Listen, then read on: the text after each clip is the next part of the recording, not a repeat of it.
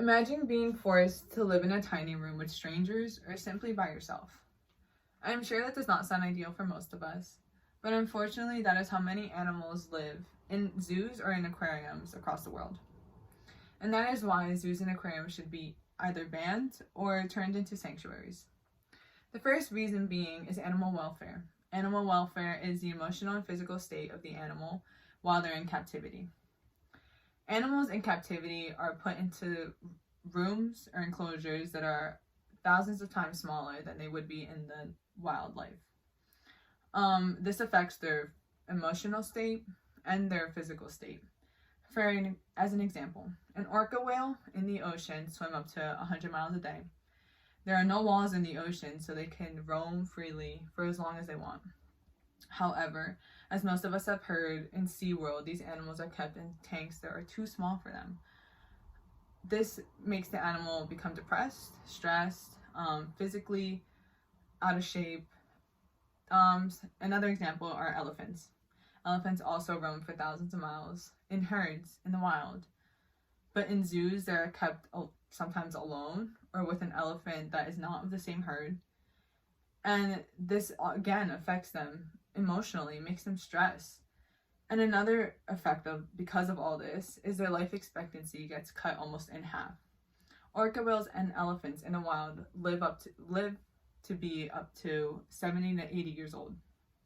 In captivity, their life expectancy is only about 30 years old. That's very sad. Another reason is animal conservation. Animal conservation are breeding programs, research, and eventually releasing animals that are endangered back into the wild. Some animals have benefited from this. For example, pandas. Pandas were once considered critically endangered, but because of these conservation programs, they are now considered vulnerable, which is really good. That means they increase their population. However, that is not the priority of zoos and aquariums.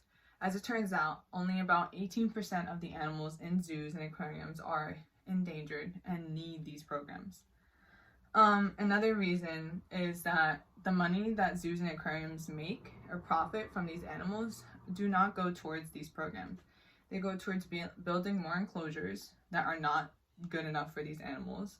They go towards breeding these animals, and when they breed these animals, they're not breeding to release them into the wild. They're breeding them to sell them, trade them, or even buy more animals. Solely because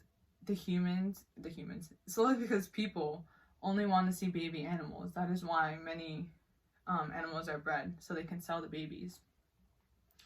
Another reason why zoos are not good is because of the false statement that they educate kids.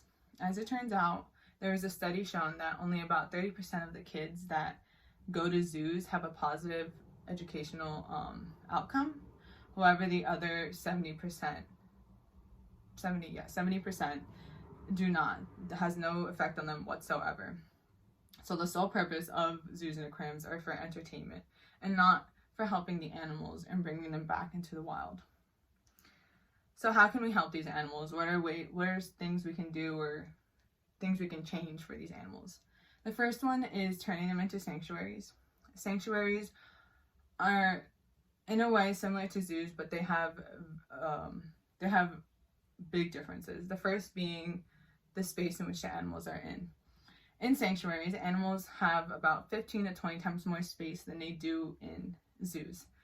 And not only is the space good, but also the sole purpose of sanctuaries is to help the animals. They don't care about entertaining the people or breeding these animals. Another difference is that zoos take animals from the wild, whereas sanctuaries only take injured animals that are abandoned or need medical attention. Another good thing about sanctuaries is that they do allow people to come and see the animals. However, since the animals are in a bigger enclosure, they do not get to see the animals up close. They are not allowed to touch the animals, pet the animals, or try to ride the animals. So that's another good thing about sanctuaries. Another solution is zoos promote educating kids, and like I said earlier, it doesn't really have much benefit to it. So another way we can educate children and people are by documentaries, YouTube videos, reading about animals. The way people and children see the animals in the zoo are not accurate. They're seeing animals stressed, depressed, or not in their natural habitat. So they're not really learning about the animals. And my final solution to zoos and an aquarium should be, which is probably the hardest, is protecting the natural habitat of these animals. If we protect the natural habitat, then less animals will be sent to zoos and aquariums. Loss of habitat is the number one reason why animals become endangered or threatened. So by enforcing the laws that have already been passed, or making new laws and enforcing them, it would help the animals thrive in their natural environment and would decrease the amount of animals that are sold or bought or taken out of their home simply for entertaining people in the zoos. So yeah, thank you for watching.